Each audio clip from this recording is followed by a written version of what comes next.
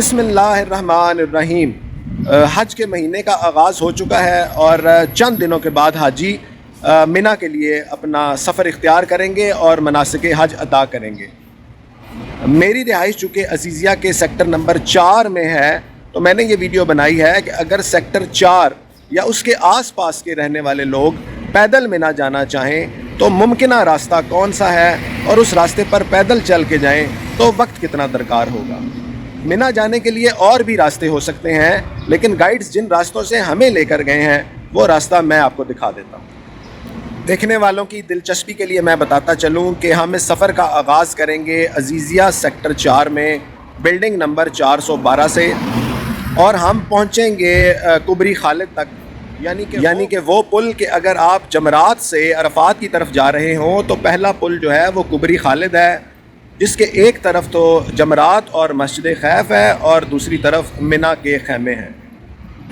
یہ ہے جی میرے سیکٹر 4 کی بلڈنگ 412، اور ہم جائیں گے اس طرف ڈبل روڈ کی طرف، جہاں سے ہمیں وہ ٹنل نظر آئے گی جس سے گزر کر ہم منا میں پہنچ سکتے ہیں۔ یہ آپ کے سامنے عزیزیہ کا سیکٹر 4 ہے اور میری بلڈنگ جو ہے یہ سامنے 412 کونے میں ہے۔ اس سے پہلے 411، 410، 409 اور اس کے الٹے ہاتھ پہ 407 کی بلڈنگ ہے۔ یہاں سے ہم چلے ہیں تو ہمیں کچھ پرماننٹ نشانیاں بتائی گئیں۔ ایک یہ رتاج کچن اینڈ ریسٹورنٹ ہے۔ ناظرین کی دلچسپی کے لیے میں بتاتا چلوں کہ سیکٹر 4 میں جو رہنے والے حاجی ہیں ان کے کھانے کا بندوبست یہی کمپنی کر رہی ہے۔ ہم پہنچیں گے اس ڈبل روڈ کے اوپر، جس کی سب سے بڑی نشانی یہاں پہ یہ کرا ہوٹل کی بلڈنگ آپ کو نظر آ رہی ہوگی۔ یہ سامنے کرا ہوٹل ہے، یہاں پر انڈر پاس ہے، اس کے علاوہ یہاں پر یہ فارمیسی ہے، اور یہ بورڈ لگا ہے جی، جس بورڈ سے آپ کو نظر آئے گا کہ اسٹریٹ اگر آپ جائیں، یعنی کہ یہاں سے آپ سیدھا جائیں تو آپ منا میں پہنچیں گے۔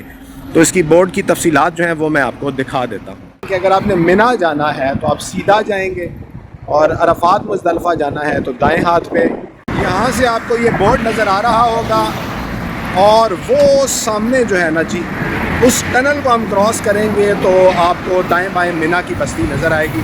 ابھی چلتے ہیں جی اس ٹنل تک۔ ابھی ہم جا رہے ہیں جی اس ٹنل کی طرف، اور الٹے ہاتھ یعنی کہ ہمارے بائیں ہاتھ پہ یہ الراجی سینٹر ہے، اور یہ اس ٹنل میں سے گزریں گے ہم، اور یہ جی ڈبل روڈ ہے جو اس کے نیچے سے گزر رہا ہے۔ تو یہ ہم پل کے اوپر ہیں اس وقت، ہم اس ٹنل کے مزید قریب آ گئے ہیں جی، اور ابھی ہمیں نیچے بورڈ دیکھیں نا، جمرات 2nd فلور، یہ بورڈ لگا ہوا نظر آ رہا ہوگا۔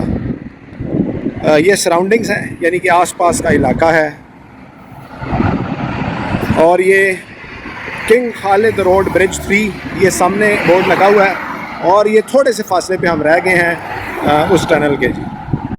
یہ تقریباً 20 منٹ کی نارمل واک پہ جی ہم کنگ خالد روڈ ٹنل کے تقریباً دہانے پہ پہنچ آئے ہیں، اور ابھی ہم اس ٹنل کے اندر سے گزریں گے۔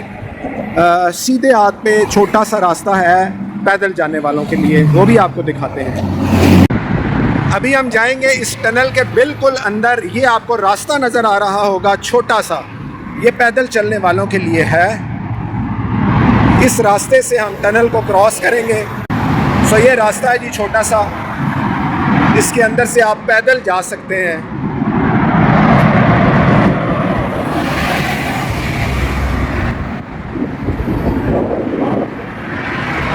وہاں سے ہم نے سفر کا آغاز کیا تھا اور ہم پہنچے ہیں اس ٹنل کے اندر۔ آگے ٹنل سے نکل کے دیکھتے ہیں کہ ہمیں کیا نظر آتا ہے۔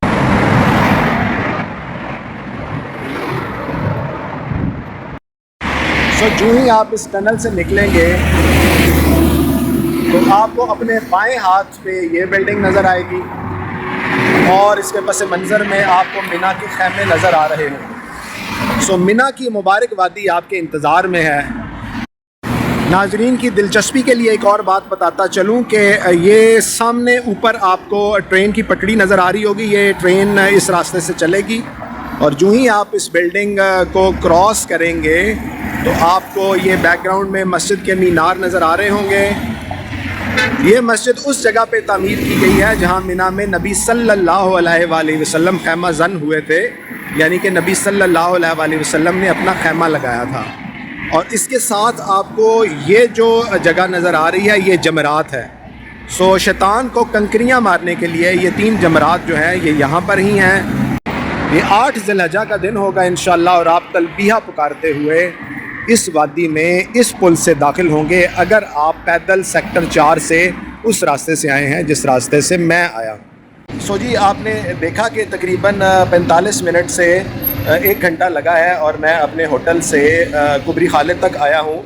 سو ایسے حاجی جو فزیکلی فٹ ہیں وہ اپنے آپ کو اسیس کریں اور ان راستوں کو دیکھیں جو راستے ان کو پیدل مینا تک لے کے آتے ہیں، کیونکہ بہرحال 8 ذی الحجہ کو حاجیوں کی ایک بڑی تعداد نے اپنی اپنی جگہوں سے مینا کی طرف آنا ہے. سو ویٹنگ ٹائم بسز کا بہت زیادہ بڑھے گا اور ٹریول ٹائم بھی بڑھ جائے گا. سو اگر پیدل جو ہے وہ آپ 1 گھنٹہ یا 1.5 گھنٹہ واک کر کے پہنچ سکتے ہیں تو یہ ایک آپشن اختیار کیا جا سکتا ہے. باقی دعاؤں میں یاد رکھیں کہ اللہ پاک تمام حاجی جو یہاں پہ حج کرنے آئے ہیں ان کے حج کے سفر میں آسانیاں پیدا فرمائے اور قبول فرما لے. آمین.